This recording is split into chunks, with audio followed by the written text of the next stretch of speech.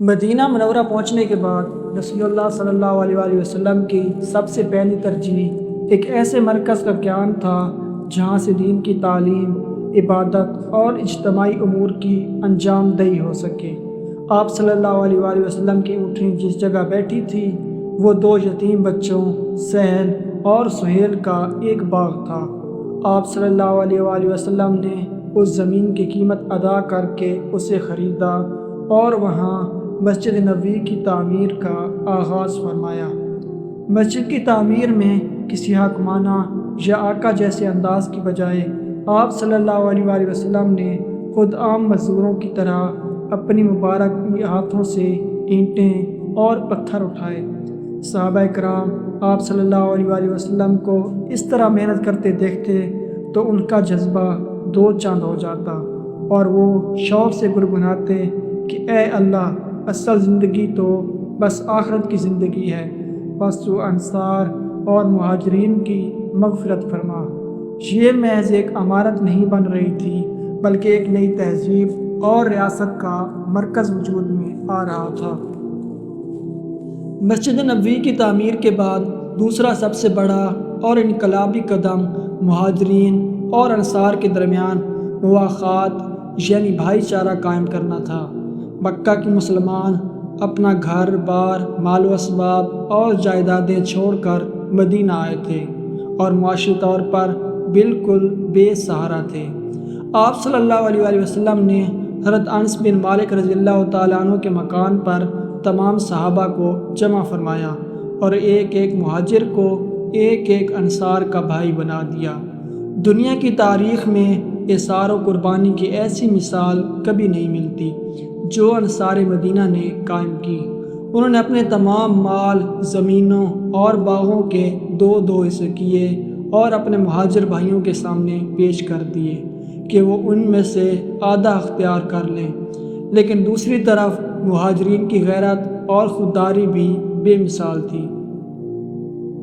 حضرت عبد الرحمن بن عوف رضی اللہ تعالیٰ عنہ کو جب ان کے انصاری بھائی نے اپنے آدھے مال کی پیشکش کی تو انہوں نے شکریہ کے ساتھ معذرت کی اور فرمایا کہ مجھے صرف بازار کا راستہ بتا دو۔ انہوں نے مدینہ کے بازار میں جا کر تجارت شروع کی اور چند ہی دنوں میں اپنے پاؤں پر کھڑے ہو گئے۔ مدینہ منورہ کا معاشرہ صرف مسلمانوں پر مشتمل نہیں تھا بلکہ وہاں کئی غیر مسلم قبائل اور یہودی اقوام بھی آباد تھیں، جن میں بنو قینقاع، بنو نذیر اور بنو قریظہ شامل تھے۔ اس کے علاوہ اوس اور خزرج کے وہ عرب بھی تھے جو ابھی تک اسلام نہیں لائے تھے۔ ایک پرامن اور مستحکم ریاست کے قیام کے لیے ضروری تھا کہ تمام طبقوں کو ایک نظام میں پرویا جائے۔ چنانچہ آپ صلی اللہ علیہ وآلہ وسلم نے مدینہ کے تمام مسلمانوں، مشرکین اور یہودی قبائل کو اکٹھا کر کے ایک تاریخی معاہدہ تحریر کروایا جسے تاریخ میں میثاق مدینہ کے نام سے جانا جاتا ہے۔ علامہ شبلی نعمانی لکھتے ہیں کہ یہ دنیا کا پہلا تحریری دستور اور آئین تھا۔ میثاق مدینہ کے تحت تمام سمیع و بصر قبائل کو مدینہ کا ایک متحدہ شہری قرار دیا گیا۔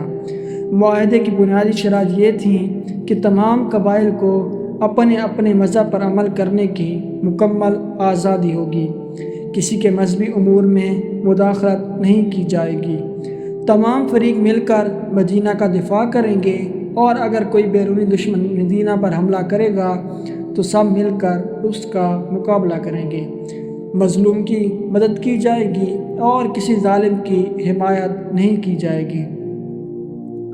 اور سب سے اہم بات یہ طے پائی کہ اگر قبائل کے درمیان کوئی اختلاف یا تنازع پیدا ہوگا تو اس کا آخری اور حتمی فیصلہ رسول اللہ صلی اللہ علیہ وسلم فرمائیں گے۔ اس معاہدے نے یثرب کے پرانے قبائلی نظام کو ختم کر کے ایک باقاعدہ اور مہذب ریاست کی بنیاد رکھ دی۔ وہ یثرب جو صدیوں سے اوس اور خزرج کی باہمی خونریزی جنگوں میں جلا جا رہا تھا، اب سلامتی اور امن کا گوہر بن کر مدینۃ الرسول یعنی نبی کا شہر کہلانے لگا۔ آپ صلی اللہ علیہ وآلہ وسلم نے نہ صرف ایک روحانی نظام قائم کیا بلکہ ایک سیاسی اور معاشرتی نظام کی بھی وہ مضبوط بنیادیں رکھیں جہاں عدل و انصاف، مساوات اور انسانی حقوق کی بالادستی تھی۔ اب مدینہ کی یہ نئی اسلامی ریاست دنیا کے سامنے ایک نئی روشن بن کر ابھر رہی تھی، لیکن مکہ کے قریش اس ابھرتی ہوئی طاقت کو خاموشی سے دیکھنے والے نہیں تھے، اور عنقریب حق و باطل کے درمیان پہلا فیصلہ کن معرکہ برپا ہونے والا تھا۔ میثاق مدینہ کے بعد اگرچہ مدینہ منورہ میں ایک جدید ریاست کی بنیاد پڑ چکی تھی، لیکن مکہ کے قریش مسلمانوں کو سکون سے بیٹھنے دینے پر تیار نہ تھے۔ وہ مدینہ کے غیر مسلم قبائل اور منافقین کو خطوط بھیج کر اکساتے رہے اور مسلمانوں کے لیے معاشی اور جانی خطرات پیدا کرتے رہے۔ اسی دوران اللہ تعالیٰ کی طرف سے مظلوم مسلمانوں کو اپنے دفاع کے لیے تلوار اٹھانے کی اجازت حاصل ہوئی۔ قریش مکہ کا ایک بڑا تجارتی قافلہ ابو سفیان کی قیادت میں شام سے مکہ واپس جا رہا تھا، جس میں مکہ کے تمام سرداروں کا مال تجارت شامل تھا۔ اس تجارتی قافلے کے بہانے قریش نے ایک عظیم الشان لشکر تیار کیا اور مدینہ پر حملے کی غرض سے نکل کھڑے ہوئے۔ جب رسول اللہ صلی اللہ علیہ وآلہ وسلم کو خبر ملی کہ قریش کا 1000 نفوس پر مشتمل مسلح لشکر ابو جہل کی قیادت میں مکہ سے روانہ ہو چکا ہے، تو آپ صلی اللہ علیہ وآلہ وسلم نے صحابہ کرام سے مشورہ فرمایا۔ مسلمانوں کی کل تعداد صرف 313 تھی، جن کے پاس نہ مکمل ہتھیار تھے، نہ سواریاں اور نہ ہی جنگ کی کوئی بڑی تیاری۔ آپ صلی اللہ علیہ وسلم نے انصار اور مہاجرین کی رائے لی۔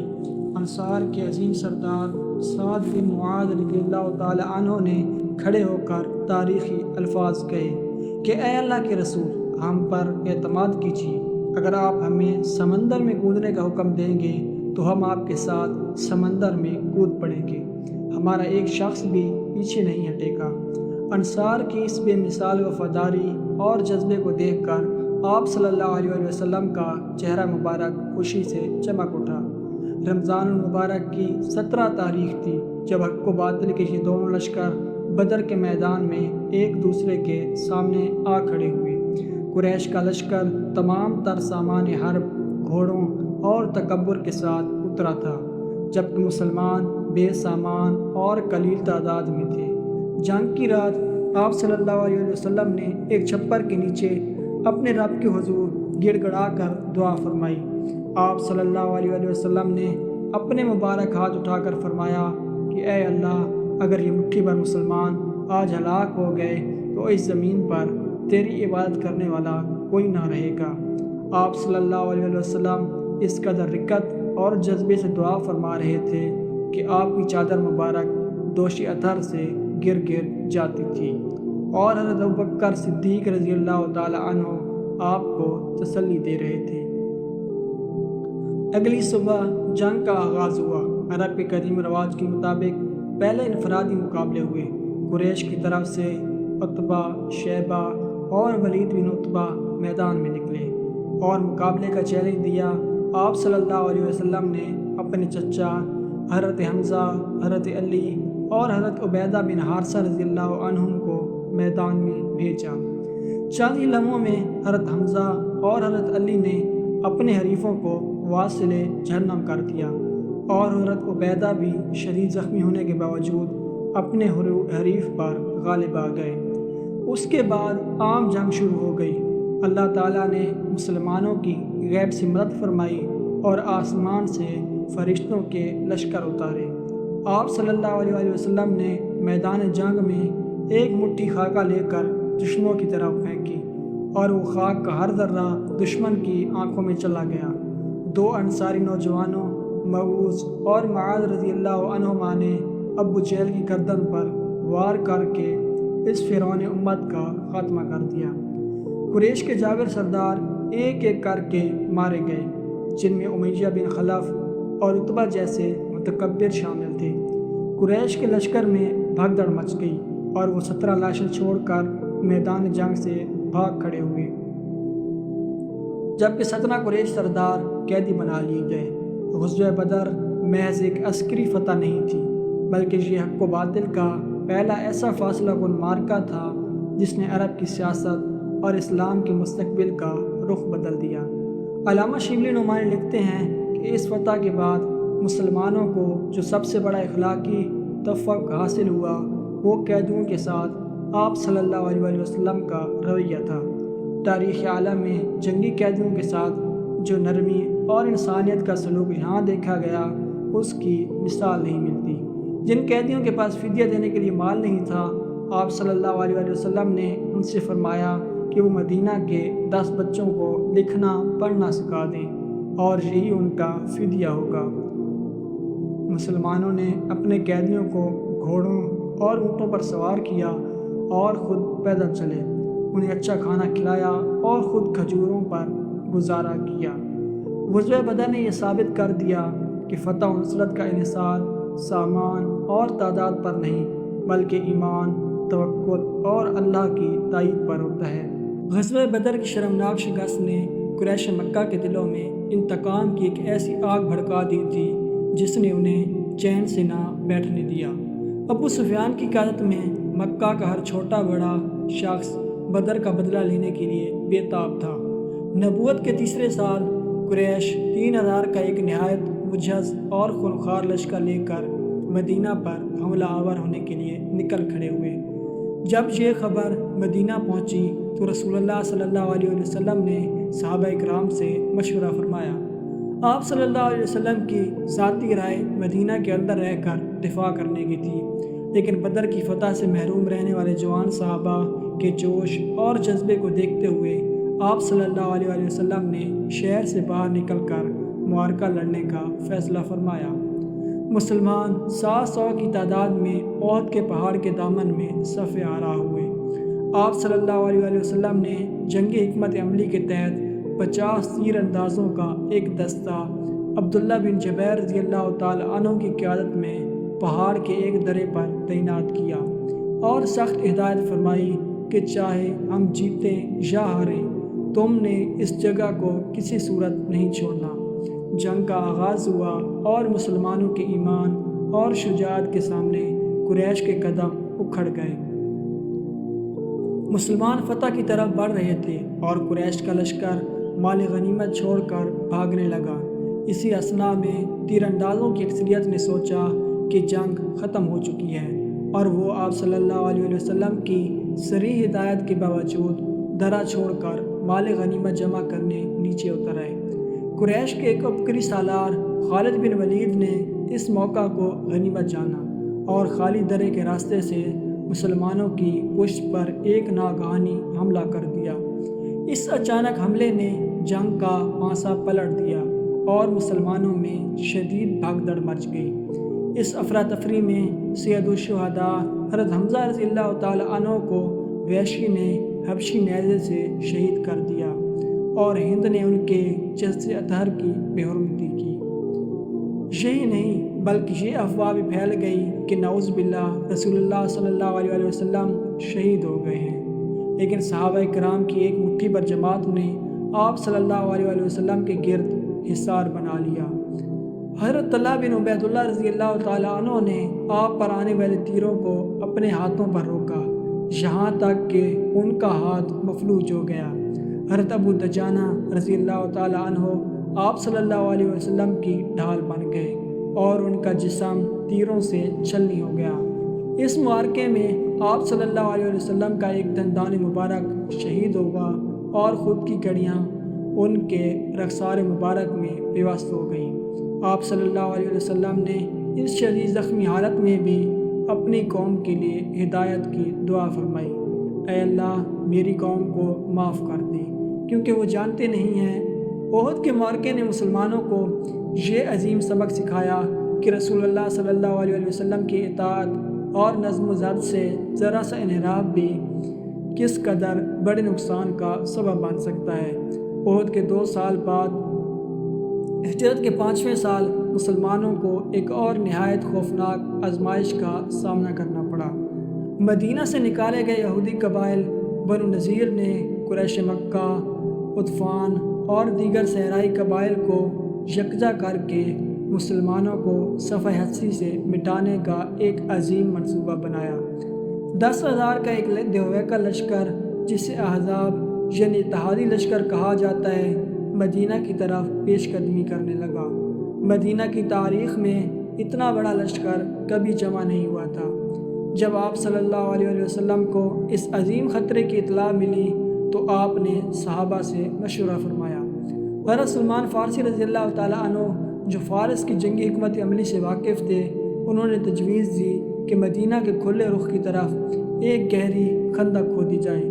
آپ صلی اللہ علیہ وسلم نے اس تجویز کو پسند فرمایا اور خود صحابہ کے ساتھ مل کر سخت سردی اور شدید فاقہ کشی کے عالم میں خندق کی کھدائی میں حصہ لیا۔ صحابہ کرام بھوک سے بےتاب ہو کر پیٹ پر پتھر باندھے ہوئے تھے، اور جب انہوں نے آپ صلی اللہ علیہ وسلم کا مبارک پیٹ دیکھا تو آپ کے پیٹ پر 2 پتھر بندھے ہوئے تھے۔ اس سخت ترین مرحلے میں بھی آپ صلی اللہ علیہ وسلم نے صحابہ کو کسرا اور کیسرا کی سلطنتوں کی فتح کی بشارت دی۔ جب 10,000 کا لشکر مدینہ پہنچا تو اپنے سامنے ایک وسیع خندق دیکھ کر حیران رہ گیا۔ وہ کئی ہفتوں تک مدینہ کا محاصرہ کیے رہے۔ اسی دوران مدینہ کے اندر موجود یہودی قبیلے بنو قریظہ نے مسلمانوں کے ساتھ کیا گیا میثاق مدینہ کا معاہدہ توڑ دیا اور دشمن سے جا ملے۔ مسلمانوں پر ہر طرف سے خوف اور پریشانی کے بادل چھا گئے، اور قرآن نے اس کیفیت کو یوں بیان کیا کہ آنکھیں پتھرا گئیں اور دل ہلاک کو آنے لگے۔ لیکن پھر اللہ تعالیٰ کی غیبی نصرت آئی۔ نعیم بن مسعود رضی اللہ تعالیٰ عنہ کی حکمت عملی سے دشمنوں کے اتحاد میں دراڑ پڑ گئی، اور پھر اللہ تعالیٰ نے ایک ایسی خوفناک اور ٹھنڈی آندھی بھیجی جس نے دشمن کے خیمے اکھاڑ دیے، ان کی دیگیں الٹ گئیں اور گھوڑوں کو بدحواس کر دیا۔ قریش اور ان کے اتحادی اس غیبی عذاب سے خوفزدہ ہو کر راتوں رات اپنے بستر گول کر کے بھاگنے پر مجبور ہو گئے۔ غزوہ خندق نے ثابت کر دیا کہ مدینہ کی ریاست اب اتنی مضبوط ہو چکی ہے کہ پوری عرب کی متحدہ طاقت بھی اس سے مٹا نہیں سکتی، اور اب مسلمانوں کا دور دفاع ختم ہو کر دور پیش قدمی شروع ہونے والا تھا۔